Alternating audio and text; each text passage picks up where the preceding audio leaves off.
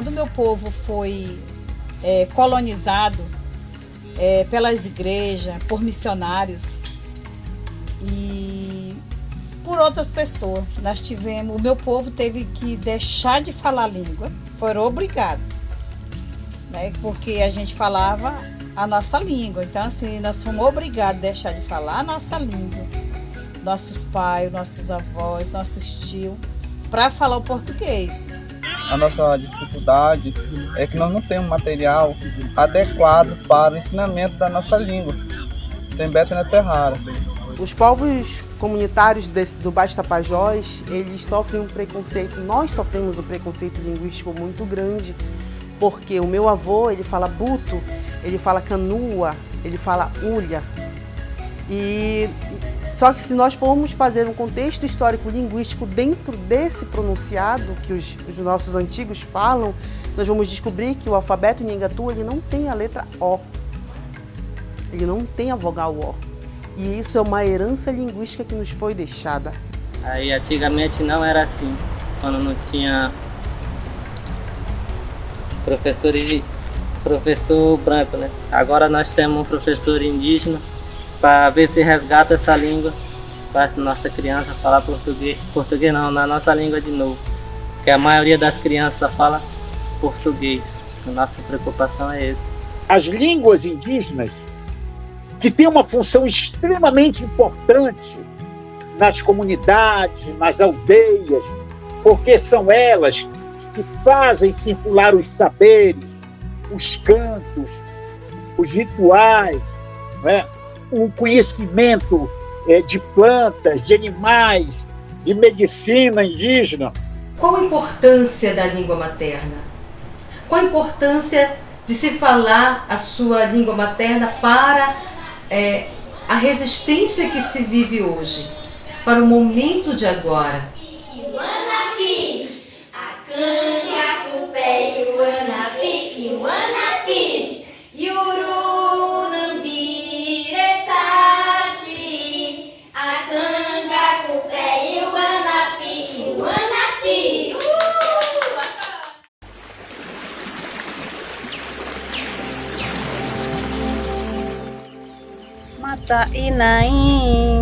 Mata inain kata jakoma jarang at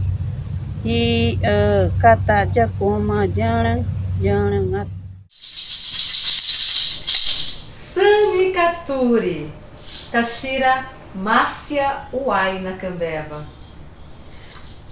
Ine Inua Yawashima, Sanicaturi, Nanine Puraraik, Nanine Puraramanuca, Nanine Puraraik, Nani Puraramanuca.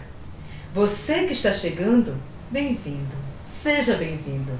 Só estava faltando você aqui, só estava faltando você chegar, só estava faltando você aqui, nesse encontro de irmãos. O Pará, segundo maior estado do Brasil, faz parte de uma região que atravessa os territórios brasileiros, a Panamazônia, uma região constituída pelo território de mais de 9 países.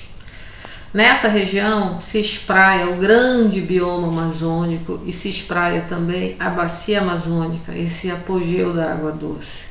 Muito antes da colonização, milhares e milhares de povos indígenas viviam suas histórias às margens dos rios dessa região. Atualmente, especificamente aqui no Pará, esses povos foram expulsos do leito do rio Amazonas e apenas uma terra indígena se situa no leito do Amazonas. As outras estão nos rios Mapuera, no rio Xingu, no rio Tapajós, entre outros. E é justamente no leito dos rios que a gente vai encontrar essa grande diversidade linguística. Atualmente são faladas aproximadamente 34 línguas indígenas no estado e há 13 povos isolados. Então a gente não pode precisar exatamente qual a língua falada por esses povos isolados. O fato é que essas línguas e os seus falantes vivem em situações muito diferentes. Se a gente tem os Munduruku com mais de 10 mil falantes, a gente vai encontrar a língua maiauana falada entre os Waiwai com uma única falante. Então é uma realidade muito diferente. Eles encontraram formas diferentes de lidar com o glotocídio, com a necropolítica linguística. Nesse documentário, a gente propõe uma discussão sobre a história das línguas indígenas aqui do Pará, de como acontece o governo da língua, e se propõe também a não ignorar que foi a partir dos rios que chegou a palavra estrangeira. E a palavra estrangeira trouxe o colonizador, trouxe muita coisa ruim para a região e trouxe também o veneno para os rios. E é quase surpreendente que com tudo isso que esses povos viveram, eles cheguem em 2021 pluralizando o contemporâneo. O que se vive hoje no estado do Pará, o que se vive hoje no estado do Brasil, está muito além do monolinguismo da língua portuguesa. E é disso que nós vamos falar agora nesse documentário. Hey, hey, hey, Sianama. Hey, hey, hey, Sianama. Falar sobre a Amazônia brasileira e línguas indígenas pela ótica do Jedi, nesse grande retrato do contemporâneo, é sobretudo ampliar o debate sobre o governo da língua e fundamentalmente o que o grupo vem desenvolvendo ao longo dos últimos anos. O que implica, acima de tudo, na minha opinião, uma problematização sobre qual o conceito de língua movimentar e, ao mesmo tempo, como compreender este processo de gerenciamento linguístico e gestão da população a partir dos pressupostos analíticos de Michel Foucault. A minha tese de doutorado, defendida recentemente e orientada pela professora doutora Ivânia Neves, intitulado Governo da Língua na Cabanagem, Encontros e Desencontros na Amazônia, nós inclusive achamos importante pontuar, defender um conceito, uma operacionalização de língua para além da dimensão estrutural. Não que a dimensão estrutural não seja importante, é muito importante. Entretanto, não pode ser mobilizada, como forma única, hegemônica. É importante também pensarmos a língua na direção de uma função, enunciativa determinada em uma dada época e para uma área social específica, por condições de possibilidade de dizer e de fazer, aliada ali com condições de saber e poder, isto é, como uma prática, na verdade, discursiva, até porque o próprio conceito, a própria categorização de língua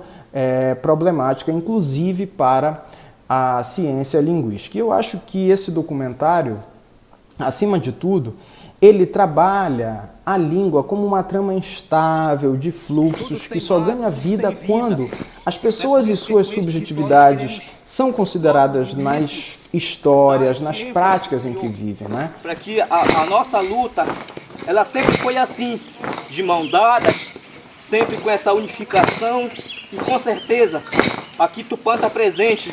Olá, meu nome é Flávia Marinho Lisboa, sou professora da Universidade Federal Rural da Amazônia, a UFRA, aqui do Pará. E para pensarmos a situação linguística das línguas faladas no Brasil hoje, é imprescindível que nós retomemos o nosso passado colonial. Então, o nosso processo de colonização, o processo de dominação colonial que se deu nesse território que hoje nós chamamos Brasil, esse acampamento chamado Brasil, como diz Ailton Krenar, é um território marcado por uma hierarquização de corpos e junto com os seus saberes e as suas línguas. Então, essa divisão racial, a própria raça, ela é uma invenção do colonizador.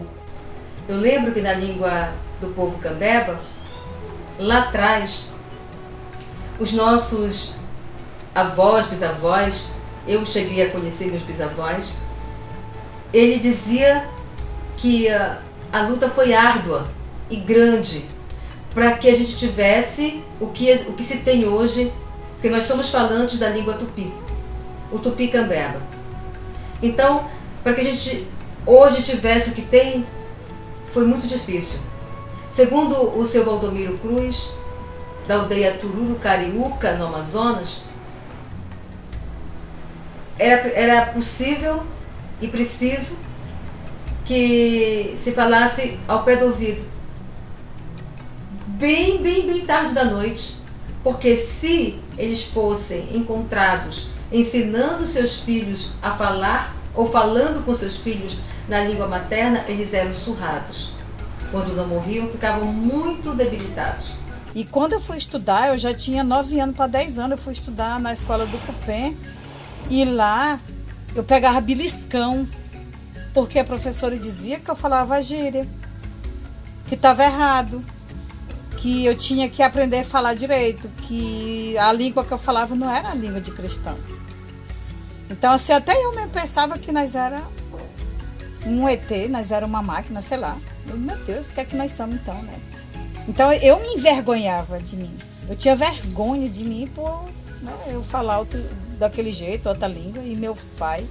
Eu tinha vergonha, eu dizia, meu Deus, não queria nascer dessa família, né? Então, aquilo foi imposto para nós. E aí, a certo tempo, quando foi de 87 para 90, nós fomos obrigados a voltar a falar.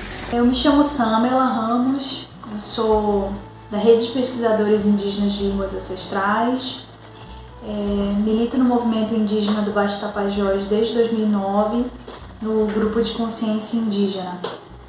Sou uma mulher indígena também do Baixo Tapajós.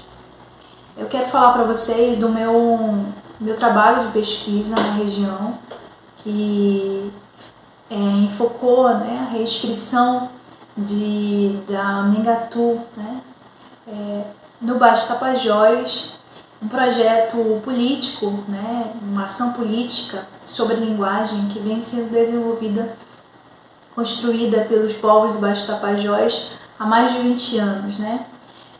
No Baixo Tapajós a gente tem uma intensa mobilização étnica desde o final da década de 90, né, com uma retomada de ancestralidades, de identidades étnicas. E em meio a esse movimento indígena, né, um movimento de retomada, de reinserção de línguas no cenário sociolinguístico regional, ele foi sendo construído como uma política, né, pelos povos do Baixo Tapajós. E então a reinscrição de línguas destituídas, né, é um processo que a gente tem visto, a retomada e revitalização de línguas no Brasil todo por povos que vivem esse processo de reafirmação de suas identidades étnicas. E no Baixo Tapajós, né, não só o Nengatu, mas também o Munduruku, são alvo desse projeto, né, muito ambicioso, dessas políticas linguísticas indígenas que recolocam, reinserem suas línguas, por isso a reinscrição das suas línguas étnicas, né, nessa paisagem linguística. Uma das maiores perversidades em relação às línguas indígenas é o desejo de que elas fiquem paradas no tempo. Então, quando a gente acompanha hoje todo esse processo de revitalização, de reafirmação identitária dessas línguas, sempre vem, inclusive a fala de alguns pesquisadores da linguística que dizem assim, mas eles perderam a língua. Eles perderam a língua é uma perversidade. Perderam a língua significa que eles tinham que falar exatamente como eles falavam quando chegaram os portugueses aqui. Então, assim, vamos pensar que as línguas indígenas estão hoje, inclusive, globalizadas, entendeu? Os povos indígenas, assim como nós, vivemos essa globalização. Então, assim, durante a pesquisa desse projeto, eu fiquei muito surpresa com uma postagem, um vídeo produzido pelos Mbengokre, que eles estão cantando um forró caiapó, que é bastante animado, e tem 1.200.000 visualizações. Para os puristas, isso é um absurdo. Por que é um absurdo? Porque os caiapó não têm o direito de cantar forró, de entrar de colocar a sua língua nessa outra forma globalizada de língua. Os Uaiuai e os Munduruku estão brigando lá na UFOPA para que as suas línguas, para que se produzam conteúdos nas suas línguas. Então, as línguas indígenas vão encontrar um novo espaço de circulação dentro das universidades. E aí, não pode? E aí, vai ser a mesma coisa que era quando estava na aldeia? É claro que não. As línguas vão se transformando, os falantes dessas línguas vão se transformando, e elas têm que ir se transformando, o que não quer dizer que elas percam a ancestralidade. Agora, a quem interessa o tempo todo ficar afirmando que perderam a língua, né? E quem deu esse poder para se afirmar isso? Muitos linguistas afirmavam aquele povo perdeu sua língua. Essa afirmação, esse enunciado, esse linguista, ele tá do lado de quem? Ele está falando a partir de que lugar, né? Quem foi que deu para ele esse poder? Então a gente precisa problematizar também quem é que tem o poder de dizer que perderam a língua e como já foi bem dito aqui, de que língua ele está falando. Pontuo 4 forças quando a gente pensa nesse processo de experiência colonial e seus efeitos, né, em 4 esferas interligadas. A primeira é econômica, e aí eu vinculo a isso a apropriação de terra, exploração da mão de obra escrava. A segunda é a política, pela imposição da autoridade, violência e hierarquização dos povos e, sobretudo, das línguas. Social, pelo controle de gênero e da sexualidade. E epistêmica e subjetiva, não é? Pela apropriação, produção e imposição de conhecimento e de formas de ser. É só a gente pensar, por exemplo, que a ideia de que as línguas nomeiam as etnias, por exemplo, é fruto da empreitada colonial, não é? Que tratou de colocar dentro de uma mesma, né, espacialidade, instituir diferenças onde havia similitudes. E, posteriormente, tratar isso, né, como uma forma de controle, como uma forma efetiva de dominação.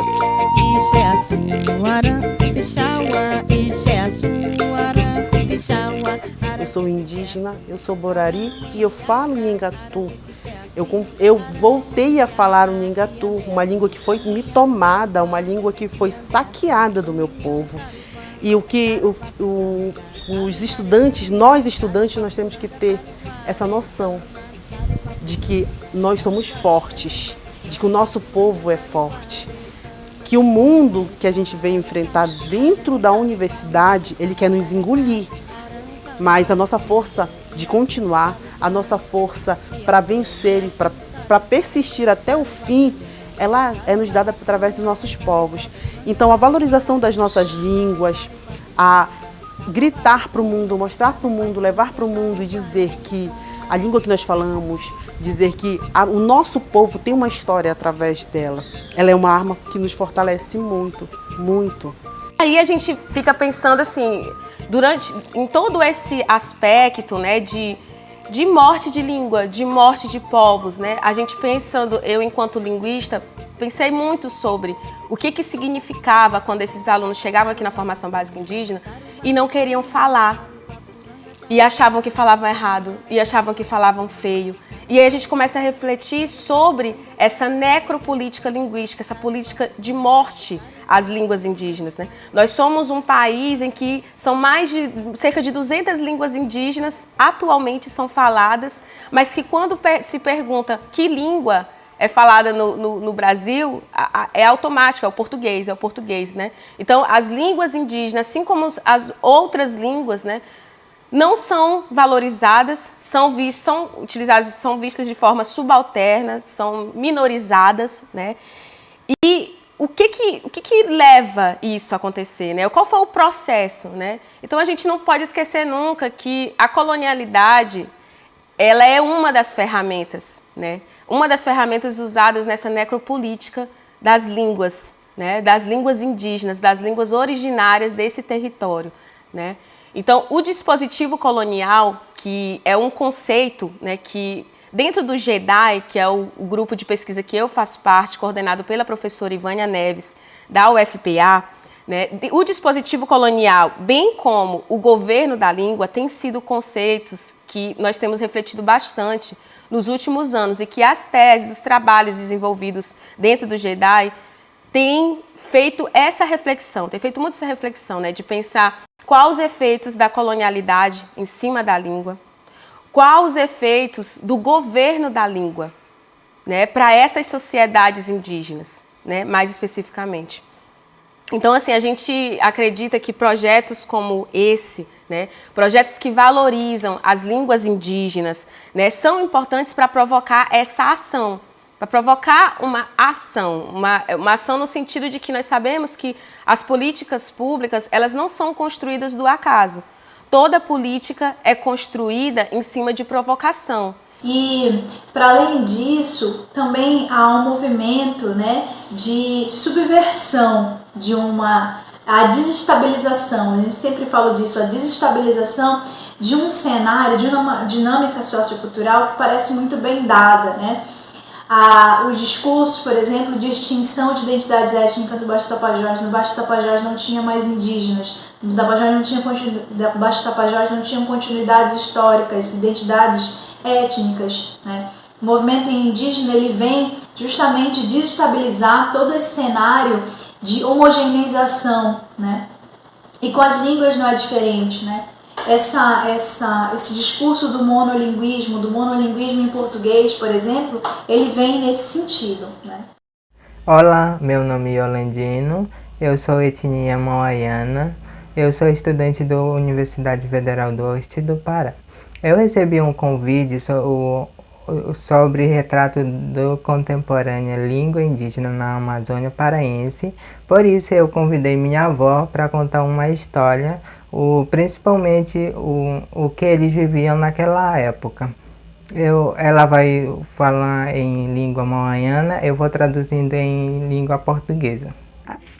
Kemanka amna alu kasi kokwe amna kewensaje muru cuma kebaki muru amna cuma kemanka amna kewenyo jika de kasuru jika de hakamisa jika lo ke di ke amna cuma kemanka amna si alu niar amna ya alu kasi ko cuma oke amna ya kabinya amna ya hakula kre nya ya kem kre hakula kre nya ya kre wakem ya wachika hakula nasi kewadinya na kibiang kewadinya yang dena cama na itan yang kewade hakula kemen kanci ncian no alo kasih ko mawali ko amna alo kasih ko di biki ke amna wacha kemen mawali biki nah alo kasih ko amna saji kue alo kasih ko amna kasika amna ya caka mawali buka ko kurai kiam kue nama kemen ka mawali biki ke amna kroko li baake amna tauli chakumanka. Traduzindo, o nome dela é Kaiawa, é etnia mauaiana, nascido, criado na aldeia Chifuru e na cabeceira do rio Mapuera. Atualmente ela mora na aldeia Mapuera.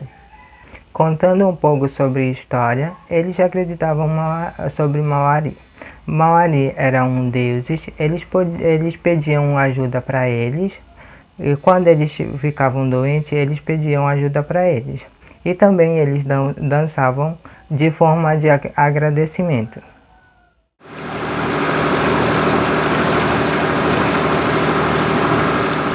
Ikewaraita kauera, makuita kauera, tamuapatu kitapurungita, tanyenga, tamunhã, takitiwara. Sikiwe wara taiku, kuiri tariré, waraita, kuera, aikue ike, ainta, tamunamunhã taiku tarupi. Os primeiros habitantes daqui foram os indígenas, que mesmo sendo proibidos de falar sua língua e praticar sua cultura, ainda resistem. Hoje os descendentes deles continuam lutando pelos seus direitos. No Baixo Tapajós nós temos 13 povos indígenas, nos quais 12 têm como sua língua materna o Nhingatu. Nhingatu quer dizer língua boa.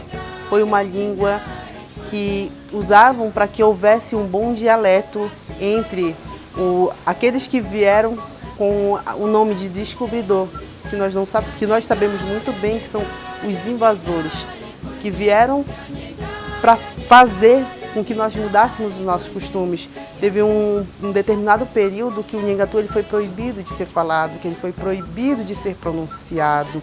Nós vamos conversar um pouco sobre o Nhingatu, ou, na realidade, os Nhengatus, porque existe uma variedade do Nhengatu falado na Amazônia. Eu lembro que o padre Tastevan, que missionou em Tefé, no Solimões, o padre Tastevan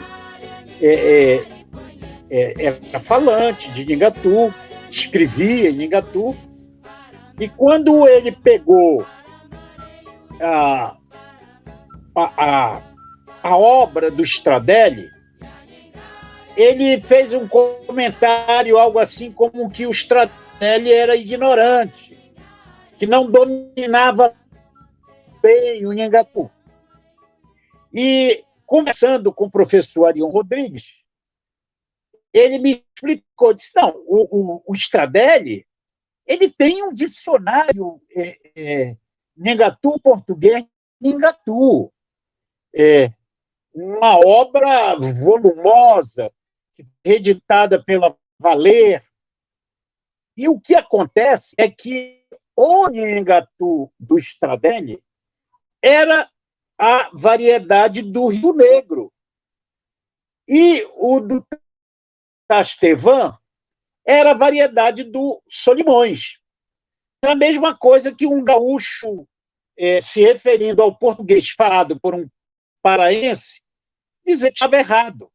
Né? Não existe uma forma certa de falar uma língua. Existem certas formas de falar a língua, né? Essa variedade. Então, nós temos aí o Nhengatu ocidental, né? E o Nhengatu oriental.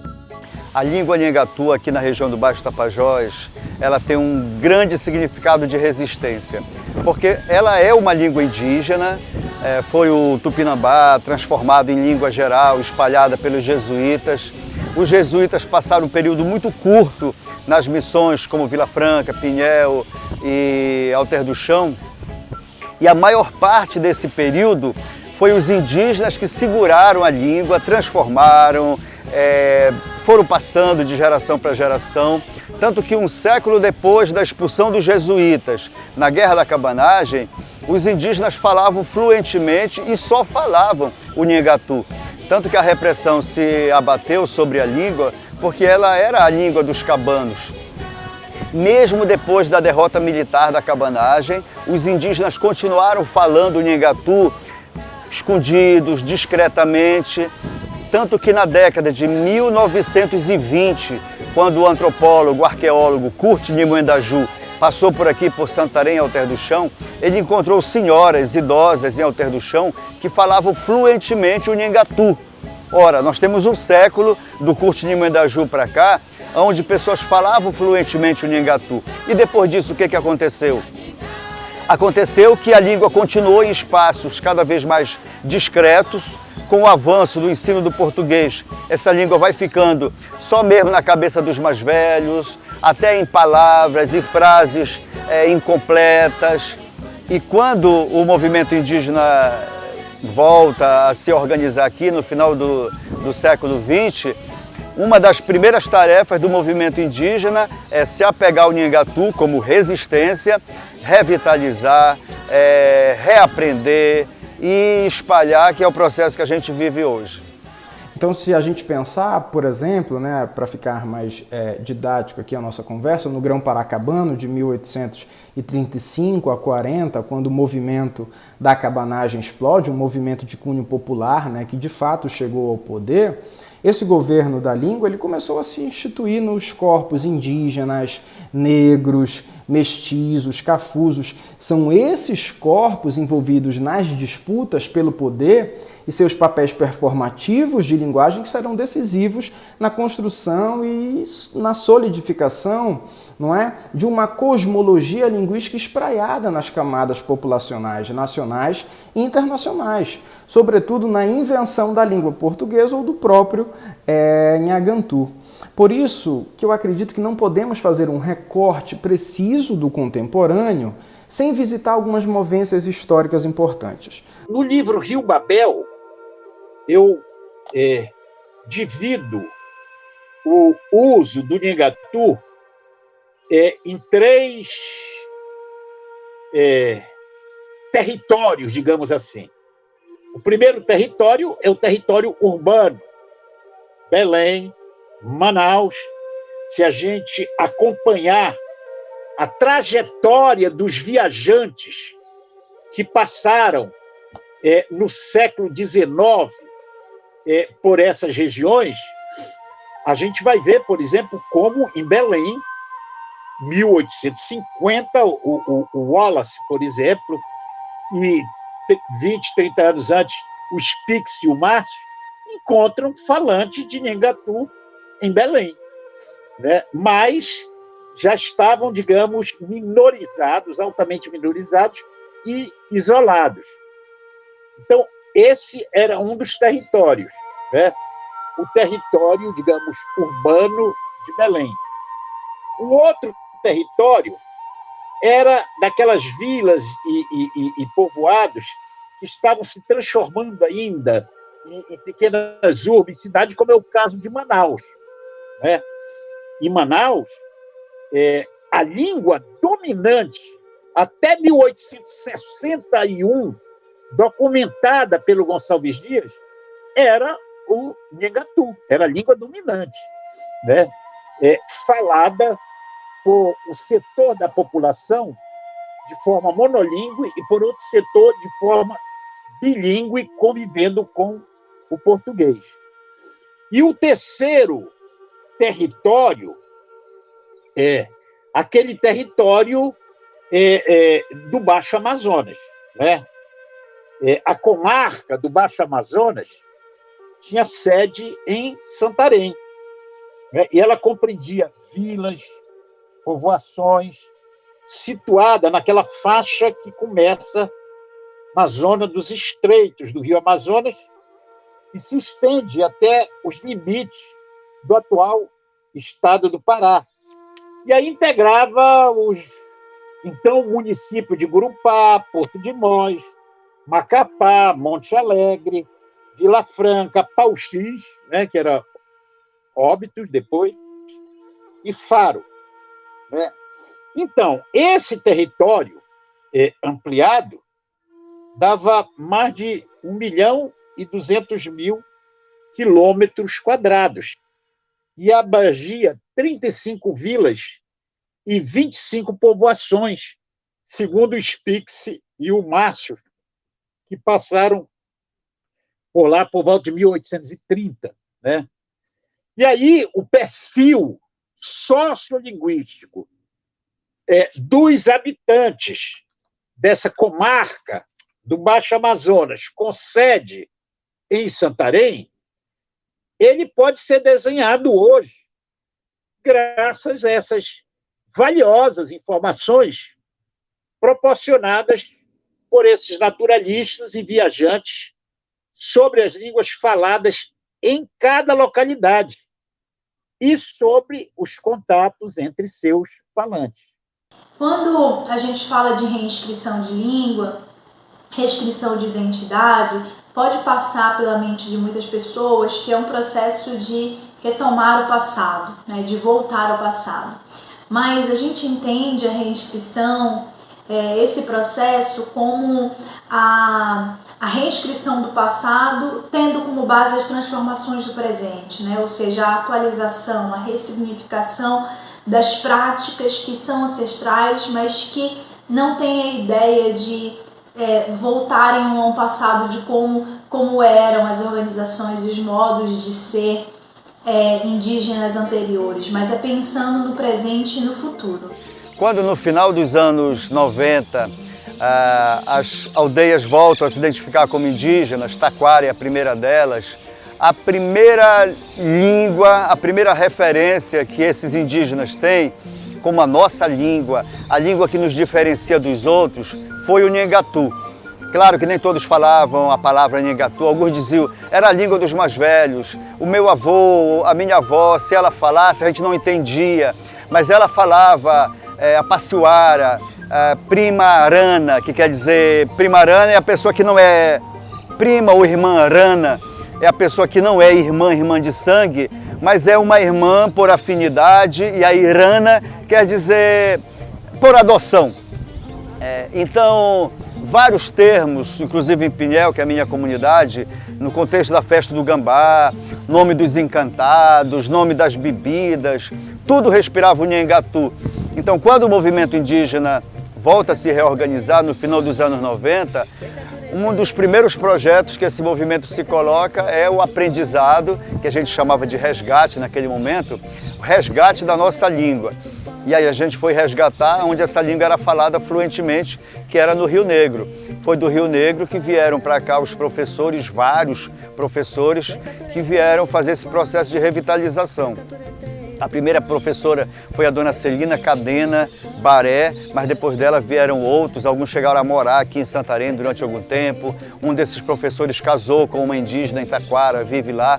Então essa ponte Tapajós-Rio Negro, ela foi, digamos, renovada, e ainda hoje existe um fluxo muito grande de professores de lá e o Tapajós. Isso não quer dizer que eles vieram ensinar para nós uma língua que estava morta. O Nhengatu não estava morto, mas eles trouxeram essa fluência, essa vida que a língua daqui estava precisando. Os mais velhos tinham o nome das palavras, nome de peixes e vários outros processos que a professora Samela, no doutorado dela, tem pesquisado isso, mostrava como era uma língua que estava latente.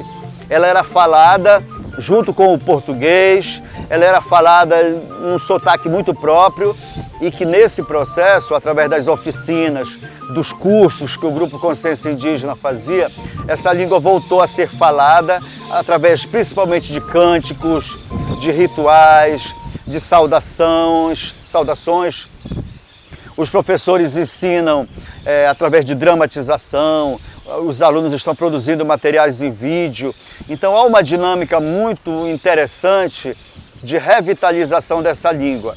Então atualmente os mais velhos estão se encontrando ao notarem o interesse dos mais jovens que vão até eles fazerem pesquisa. Vovó, me conta como é que é isso. Vovó, como é que vocês falavam para tal coisa?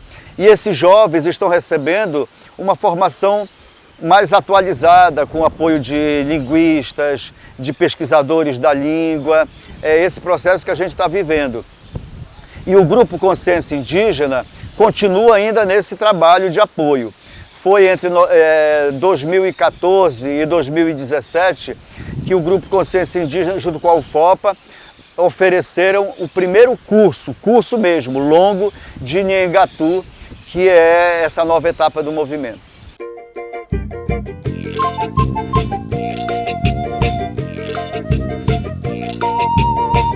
Então, a valorização das nossas línguas, a gritar para o mundo, mostrar para o mundo, levar para o mundo e dizer que a língua que nós falamos, dizer que o nosso povo tem uma história através dela. Ela é uma arma que nos fortalece muito, muito.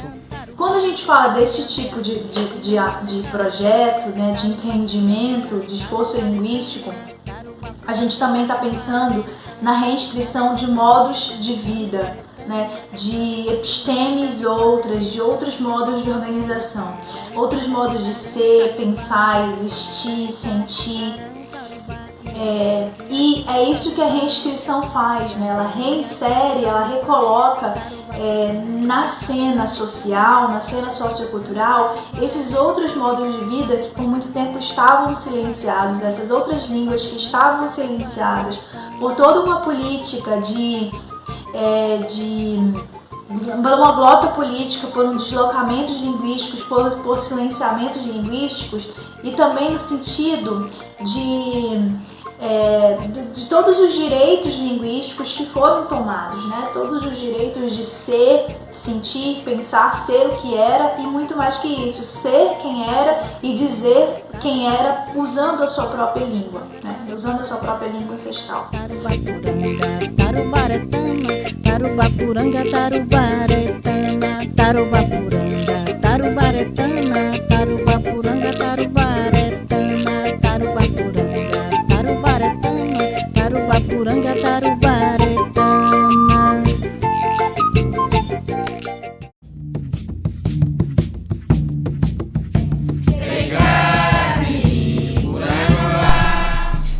continente americano, a partir do século XVI, o dispositivo colonial que começa a se instalar com a escola jesuítica vai se empenhar em produzir uma verdade que ainda hoje com muita facilidade a gente encontra no discurso das mídias, das religiões, das escolas, das universidades, das decisões judiciais e até mesmo nas discussões cotidianas.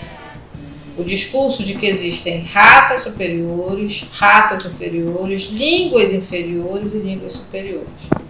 Na Amazônia, é sobretudo depois da cabanagem que esse discurso de uma língua portuguesa superior vai se estabelecer.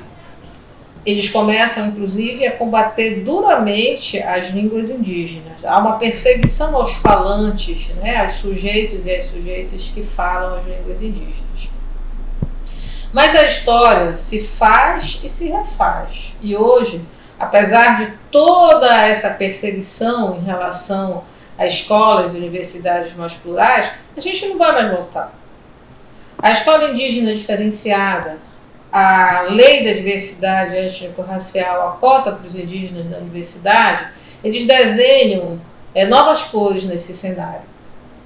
A gente vive, de fato, a expectativa de ter escolas diferentes, escolas que contem outras versões da história, outras versões desse discurso de inferioridade e superioridade. A gente vive a expectativa de ter universidades que sejam mais plurais, que acabem com essa monocultura ocidental, eurocêntrica. É claro que a gente ainda está muito longe disso, mas a gente já esteve mais distante. É só a gente pensar, por exemplo, na obra Motins Políticos, né, do Domingos Antônio Raiol, ali considerado, né, o Barão do Guajará, quando ele a todo momento fortalece, não é, impõe ali na dinâmica narrativa um purismo linguístico, um valor atribuído, né, muito grande, sempre à cultura letrada, né, ao bem escrever, ao bem falar. Né? Então esse olhar, por exemplo, purista, normativo, prescritivo do Raiol e de toda a geração que o acompanha, e aí eu estou falando efetivamente, né, de uma elite paraense ali, né, que olha para essa dinâmica de variedade linguística de forma muito pejorativa. Né? Então a gente começa a perceber em algumas movências históricas, inclusive essa gênese, né, necessariamente ali do preconceito linguístico.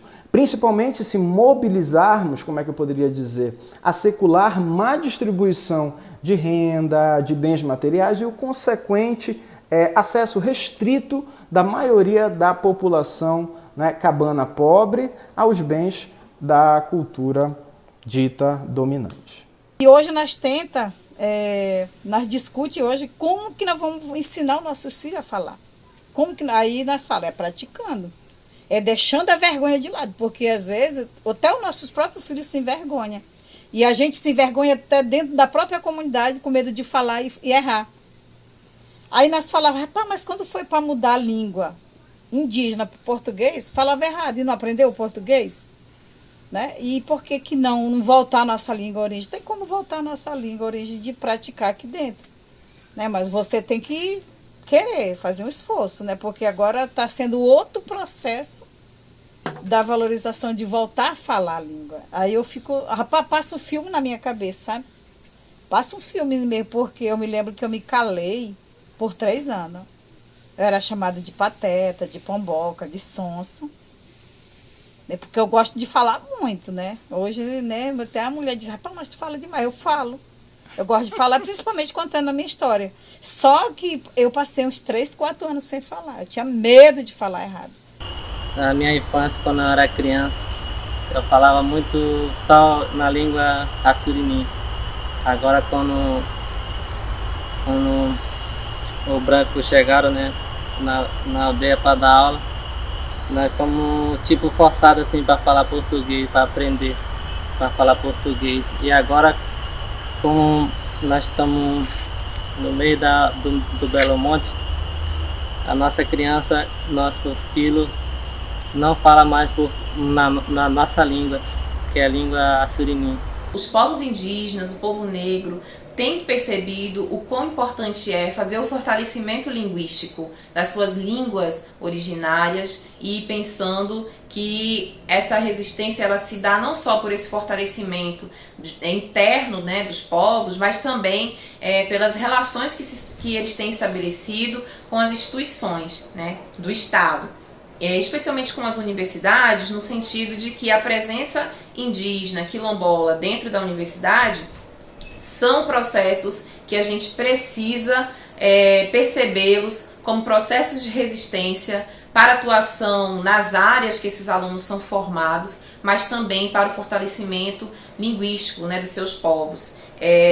E nessa entrada que tem se dado mais nos últimos 20 anos, né, mais significativamente nos últimos 20 anos, por meio de processos seletivos especiais, de reserva de vagas para essas pessoas nas universidades, por meio de faculdades indígenas, cursos indígenas, tem se dado essa entrada muito mais fortemente como uma forma de resistência na perspectiva de que quando um aluno indígena ele adentra esse espaço, ele não está adentrando de uma forma individual, né, para um sucesso profissional individual. Não, ele está entrando como entendendo que a sua entrada é a entrada do seu povo na universidade. E é muito importante que a universidade perceba isso, né? Que a entrada desse aluno, quando ela convida esse aluno para fazer um processo seletivo especial, por exemplo, para adentrar a universidade, ela está convidando também outro mundo para adentrar a universidade. Então, você está convidando por meio desse aluno toda a coletividade do seu povo, todo o seu conjunto de saberes e também as suas línguas. Então, não pode fugir do escopo de políticas de permanência para esses alunos na universidade as políticas linguísticas, né? Então, deve existir uma política voltada para que essas línguas circulem dentro desse espaço institucional, com que os saberes que são codificados nessa língua também circulem esse espaço institucional. Quando o Grupo Consciência Indígena procurou a UFOPA, naquela ocasião eu era diretor de ações afirmativas, já continuava como professor de antropologia, e também registrei um projeto de extensão chamado Curso de Nhengatu. E aí então deu certo que eu, como instituição UFOPA, e eu também como militante do movimento indígena, eu e a equipe fizemos acontecer esse primeiro curso de Nhengatu, que foi um curso que durou vários anos, formou aproximadamente 100 alunos, que hoje são professores de Nhengatu nas aldeias. E foi muito interessante, porque a metodologia desse curso era juntar a ciência, a linguística, a antropologia, a história, e para isso a gente trouxe professores, mestrandos, doutorandos da Unicamp, da UFSCar, universidades no Sudeste, e também trouxemos indígenas, falantes, nativos do Rio Negro, para juntos ministrar esse curso. Então, foi uma combinação muito feliz, que a gente não aprende apenas a gramática, a semântica, mas a gente aprende tudo isso, mas a própria filosofia, a vivência da língua. Esse projeto institucional é chamado Formação Básica Indígena. Trata-se de uma das ferramentas da política de ação afirmativa da Universidade Federal do Oeste do Pará. Então, desde 2010, a UFOPA ela desenvolve o processo seletivo especial indígena, né? Então, antes mesmo da política de cota ser institucionalizada, a universidade já tinha esse processo, nessa forma de entrada diferenciada para os estudantes indígenas da região. Então, hoje a instituição conta com mais de 600, né? Cerca de 600 estudantes indígenas em torno de 20 etnias, e tem uma grande missão, que é não só receber esses alunos, mas contribuir para que a formação deles seja de qualidade, para que eles consigam permanecer na instituição e que consigam contribuir com o seu povo, né? A gente sabe que o grande diferencial dos estudantes indígenas, especialmente os que entram na UFOPA, é que quando eles entram, a vaga não é uma vaga individual, a vaga é uma vaga coletiva. Antes de fazerem a inscrição, esses estudantes se reúnem em suas aldeias, eles recebem uma carta de anuência, né, de toda a comunidade, de toda a aldeia, colocando o nome deles lá como representantes daquele povo. Então, nós sabemos, nós temos consciência do que significa esse estudante indígena que entra nessa instituição, né? Então, assim, a UFOPA ela é um mosaico, um grande mosaico de línguas, né? A realidade linguística é muito pluridiversa, né? A realidade linguística da instituição, porque aqui nós temos estudantes indígenas que são bilíngues, que são monolíngues, que são poliglotas, né? Dependendo da realidade sociolinguística da sua aldeia, nós temos estudantes que falam cerca de 4 ou 5 línguas indígenas, né? Então, o nosso maior desafio dentro do projeto da formação básica indígena tem sido fazer com que esses alunos vejam a importância de valorizar a sua cultura, né? Fazer com que a universidade não seja mais um instrumento colonial de violência contra os estudantes indígenas, que faça com que eles queiram um dia, por exemplo, deixar de falar sua língua ou deixar de ser indígena. A nossa luta, ela é importante ressaltar que a luta do povo Borari, a luta de todos os povos do Brasil, ela não começou em 1988. Nós não fomos descobertos, nós fomos invadidos, e com o povo Borari não aconteceu diferente. O meu povo, ele luta pela demarcação do seu território, e uma das armas que nós utilizamos é a educação. Eu sou estudante da UFOPA, entrei no processo seletivo de 2018, num curso maravilhoso, o curso que me escolheu, não foi eu que escolhi letras, porque quando eu encontrei, eu percebi e eu descobri que esse curso ia completar o lado profissional. Participei do processo seletivo de 2018, concorrendo com indígenas de várias etnias que tinham a mesma capacidade que eu de ocupar essa cadeira. É uma cadeira que não é minha, é do meu povo, é da minha família, é dos meus filhos, e eu estou aqui por eles. Eu vou honrar toda a força, todo o apoio, tudo aquilo que foi depositado em mim quando eu entrei aqui na universidade, e é isso que eu pretendo, levar adiante. Eu quero ser o galho, o meu povo é a minha raiz, e eu vou ser o galho que vai conquistar e vai mostrar para todo mundo que o povo Borari existe, resiste, a sua língua vai ser respeitada, vai ser conhecida e vai ser vista pelo mundo, que nós temos sim uma herança linda, que é a nossa língua. E ela precisa, sim, que todos conheçam e respeitem e descubram o seu valor, assim como nós, Boraris, sabemos. A universidade na vida do indígena é um direito de algo bem notório. O conhecimento do não indígena é importante para que a palavra seja arma na defesa do território. É por isso que a gente sai da aldeia para a cidade em busca das universidades para estudar. Mas é fundamental que, ao chegar na universidade, esse público, essa parcela da população indígena que adentra as universidades, sinta-se acolhido e abraçado. E não excluído porque não fala muito bem português e fluentemente bem sua língua materna. E é importante que a universidade crie metodologias, crie formas de inclusão na educação e não exclusão. E como trabalhar essa língua materna em sala de aula para que o parente e a parenta se sinta valorizado, orgulhoso e não venha buscar fazer com que sua língua caia no esquecimento, caia no vazio, por uma vergonha de falar a sua língua mãe enquanto que todos falam português. São esses tipos de posturas que a gente espera encontrar nas universidades, não somente pesquisar uma língua materna de um certo povo, mas como trabalhar com esse povo dentro das universidades, dos centros acadêmicos, criando essas possibilidades, para que depois ele saia com sua pesquisa para a sua aldeia e faça diferença. Modifique a sua forma de olhar a cidade, entendendo que a universidade faz dele também esse pesquisador, mas não tira dele a identidade que nele existe. Não tira dele o pertencimento, a forma de sentir e ver o mundo à sua volta. Mas também valorize aquele que não fala a língua materna, porque ele não é culpa dele, é culpa de todo um processo lá de trás dizimatório. Porque a língua não é o fator preponderante, determinante, mas ela é sim um fator importante a ser mantido e valorizado nas aldeias e também com aqueles que que estão na cidade e falam sua língua mãe. Nossa esperança é que a gente continue, que a UFOPA, através de professores como Zaí, eu, através dos estudantes indígenas, que a gente cobre da UFOPA para que ela dê esse apoio. E qual seria esse apoio?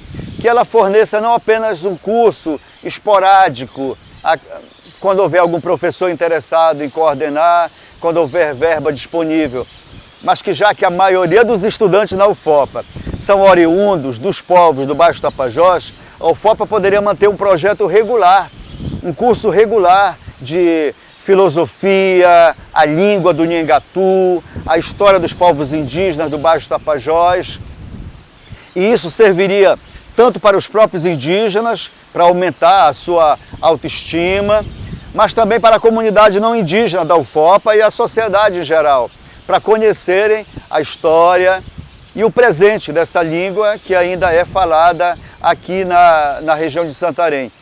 É muito interessante que a gente atente, você como professora sabe disso, que quando os estudantes chegam para a UFOPA, há todo um esforço da instituição para que eles se adequem à universidade. Os indígenas chegam a passar um ano fazendo uma adaptação, uma preparação, uma adequação para que eles então possam estudar bem, para que eles possam se dar bem na universidade. No entanto, a própria universidade não faz um curso para os professores, para os seus estudantes, para os servidores, para os gestores, para que eles aprendam pelo menos noções básicas de Nhengatu, de Munduruku, de Uaiuai, de Cachuiana. A universidade teria uma outra cara, os professores seriam menos preconceituosos, menos racistas, mais tolerantes, abertos ao diálogo com os indígenas, se eles também recebessem essa preparação. Não é apenas o indígena que chega para aprender a sobreviver na UFOPA.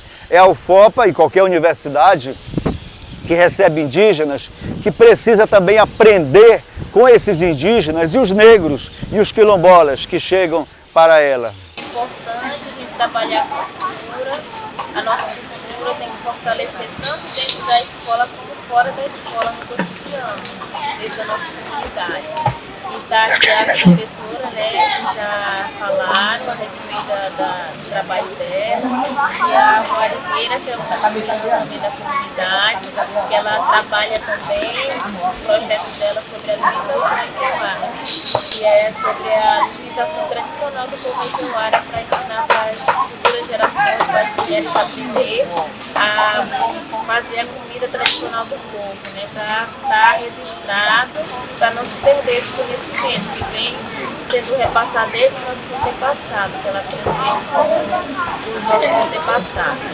E também tem o projeto da professora Miricó, que também foi submetido pela Lei Aldilândia também, que é sobre alfabetização na língua materna Ikeuara. Aí vai surgir um material didático, uma cartilha na língua materna, e da Ariqueira também vai ser uma cartilha sobre alimentação Ikeuara. E do professor Waricatu vai sair também uma cartilha, né, sobre os animais que habitam na TI Silorão, que ele é formado na área de biologia. Olhando para o passado, a gente vê que o prédio mais antigo da cidade de Santarém, que é onde a UFOPA está sediada, o prédio mais antigo trata-se de uma catedral, uma igreja, e que na placa, na frente dessa igreja, está dizendo que é o prédio mais antigo, que foi construído no ano tal, e foi construído sob cemitério do povo Tupaiú, né? Então, assim, olhando para esse passado, né, o primeiro prédio dessa cidade foi construído em cima de um território sagrado indígena, um cemitério indígena. Então, o que nós queremos para a instituição, para a primeira universidade pública federal no interior da Amazônia? O que nós queremos? Nós queremos continuar construindo prédios, né, em cima dos cemitérios de línguas, ou nós queremos construir uma história diferente, né? Então, é nessa tentativa de construir essa história diferente que nós temos tentado, dentro do projeto da formação básica indígena, fazer um projeto que una ensino, pesquisa e extensão totalmente contracolonial. né? A ideia não é transformar os indígenas em brancos, a ideia não é adaptar os indígenas ao mundo acadêmico, simplesmente adaptá-los. A ideia é formar indígenas pesquisadores, profissionais que vão agir nas suas comunidades, que vão agir nas suas aldeias e que vão fazer a diferença. Porque eles são os pioneiros, né? Ninguém melhor do que eles para falar de pesquisa, ensino e extensão dentro das suas próprias aldeias, né? E ajudar a construir essa política de futuro que eles sonham. A não permissão com que essas línguas circulem nesse espaço, isso nada mais é do que um racismo linguístico, que é uma ideia que eu tenho defendido, que eu tenho estudado, né, e proposto como ponto de reflexão sobre essas relações institucionais, especialmente da universidade, com os povos indígenas e suas línguas, né? Inclusive, essa percepção do racismo linguístico é uma forma de percebermos como que as instituições, né, as organizações do Estado perduram essa necropolítica linguística ainda na atualidade. Então, uma coisa importante a gente destacar também é que hoje no estado do Pará, todas as universidades federais têm políticas afirmativas específicas para os povos indígenas e quilombolas adentrarem a universidade. A UFRA, que é a instituição que eu faço parte, acaba de aprovar uma política de acesso diferenciado e específico para os povos indígenas e quilombolas, agora em agosto deste ano, de 2021. Eu presidi a comissão que estabeleceu essa política afirmativa. Quando você entra na universidade, você está tendo a oportunidade de representar o teu povo, de dar um passo para além do que muitos não conseguiram. Muitos lutaram para que nós estivéssemos aqui, mas a maioria não teve a oportunidade de ocupar esse mesmo espaço. E nós devemos isso a ele, é uma dívida que nós temos com aqueles que nos antecederam. Levar a nossa língua para além das nossas fronteiras, das nossas aldeias, ele também é uma forma de pagar essa dívida que nós temos. O tom da nossa pele, o formato do nosso cabelo, do nosso rosto, ele é insignificante, porque nas nossas veias corre o sangue dos nossos antepassados. E eles nos ensinaram a usar o arco e a flecha para lutar e defender. Mas nós temos uma ferramenta muito mais forte de defesa dos nossos povos, que é o papel e a caneta. E nós estamos aqui para usar essa arma e defender os nossos povos e principalmente a nossa língua.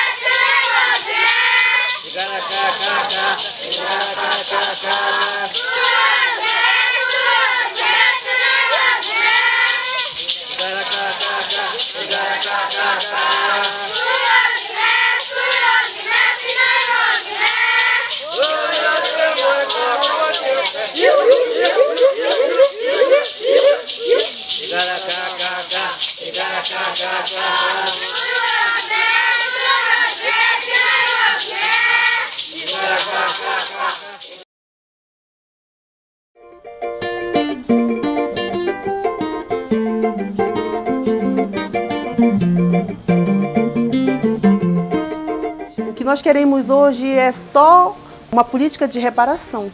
O que nós queremos é respeito, porque se nós fôssemos ao pé da letra, nós íamos buscar vingança. E não seria muito legal o resultado disso tudo.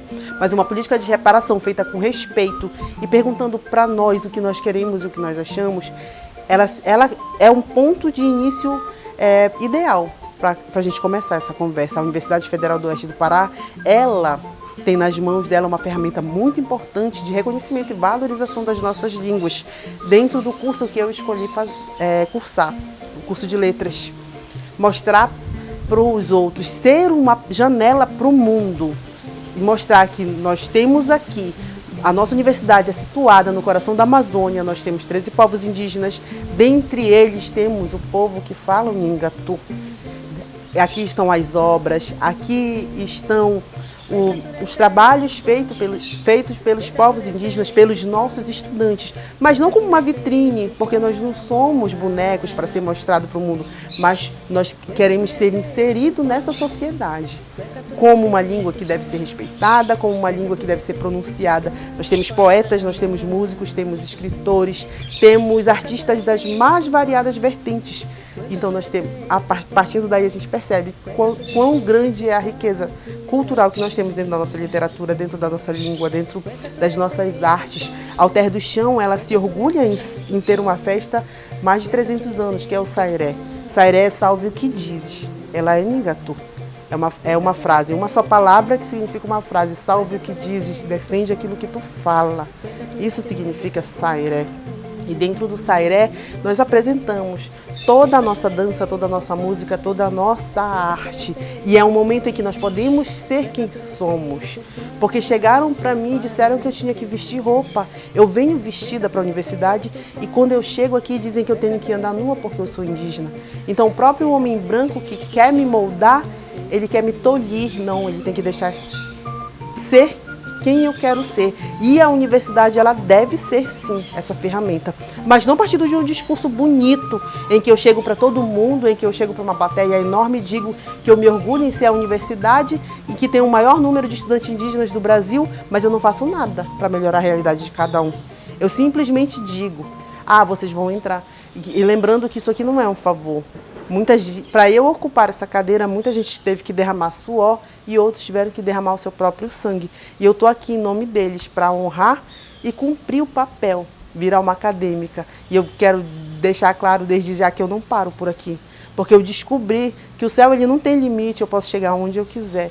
E é levando o nome do meu povo, levando o nome do Iborari, a cultura, a resistência e a força que me foi ensinada pela minha avó, pela minha cacique, pela minha mãe, por todas aquelas que se orgulham em dizer que tem uma Borari fazendo o curso de letras. Eu recomendo às pessoas interessadas em conhecer um pouco o Nhingatu do século XIX no Baixo Amazonas, que procure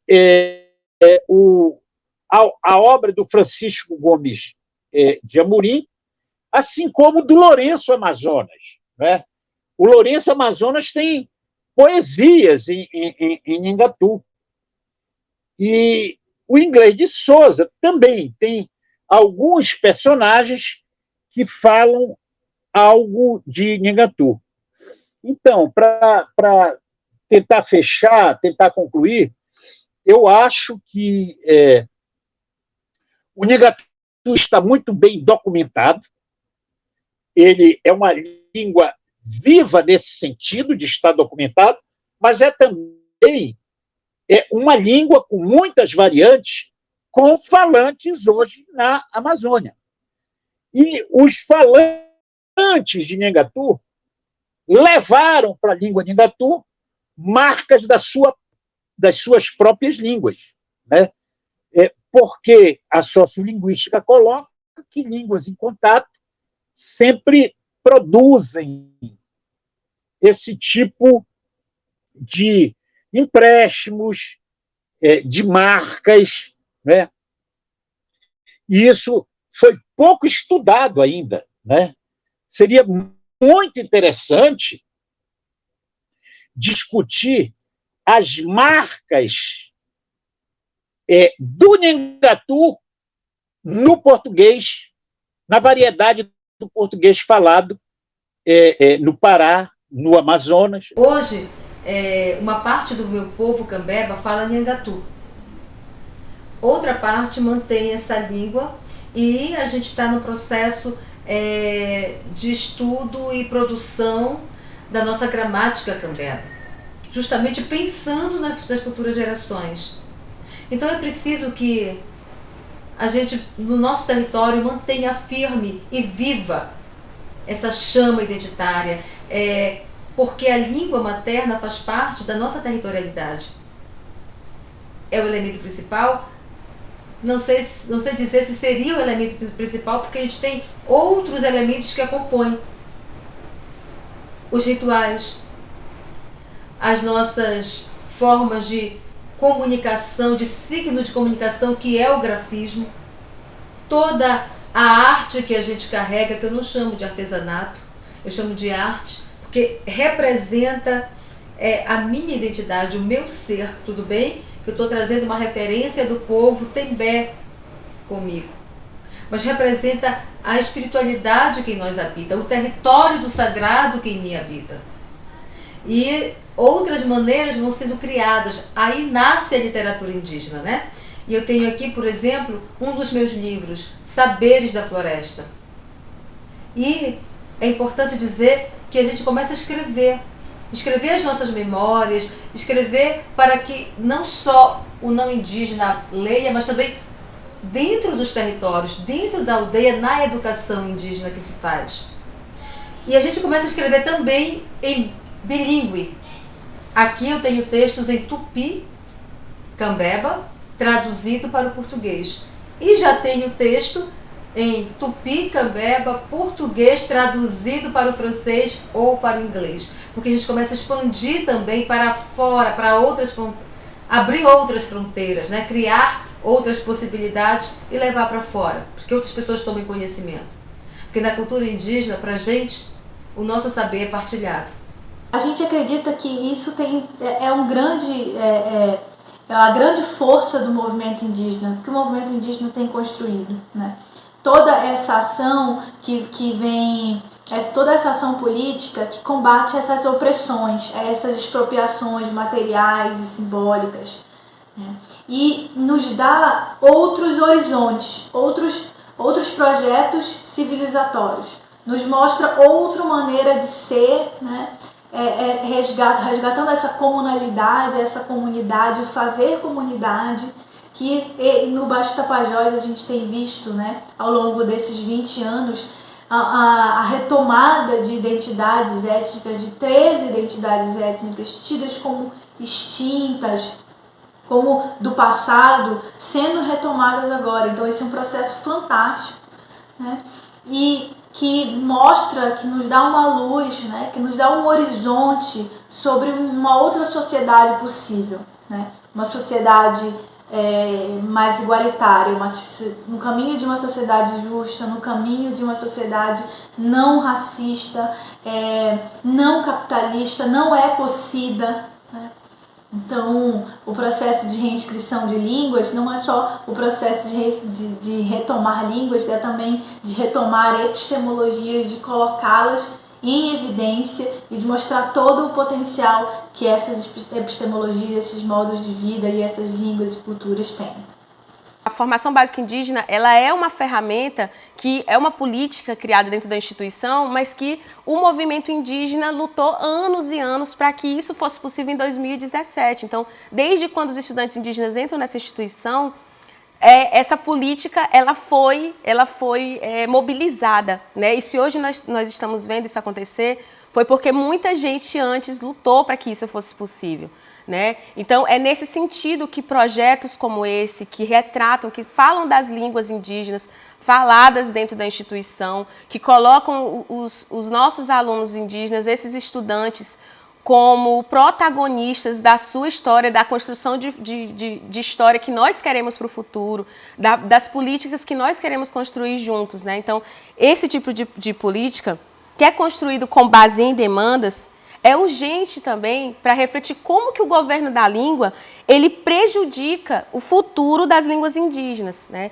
E a universidade, a UFOPA, ela não pode ser mais um instrumento, né, colonial de violência contra os povos indígenas, né? O que nós sonhamos enquanto instituição, enquanto coordenação da formação básica indígena, enquanto professoras que trabalham e têm lutado muito para que esse projeto se consolide, né, dentro da instituição, é que a universidade não se torne mais um instrumento colonial nesse território, né, que hoje é Santarém e na região em que toda a instituição hoje atua. Então, a gente precisa compreender e aceitar essa diversidade e valorizar essa diversidade em nós E assim a gente vai conseguir sim, quem sabe, unir os mundos, né? A cidade e a aldeia em algum momento vai conseguir caminhar. E o que pode ligar e interligar esses mundos é o respeito. Kauá, mirindá, massa isso, kauá, iuí. Kauá, mirindá, kauá, mirindá, kauá, mirindá. Eu canto porque resisto, canto de louvação. Canto porque preciso, menino, presta atenção. Esse canto que tu escuta tem cultura e educação.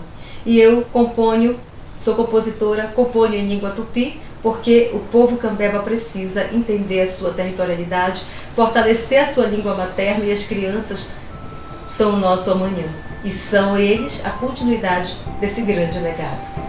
Chito Manito e Kiato Kabutoni, Demirani.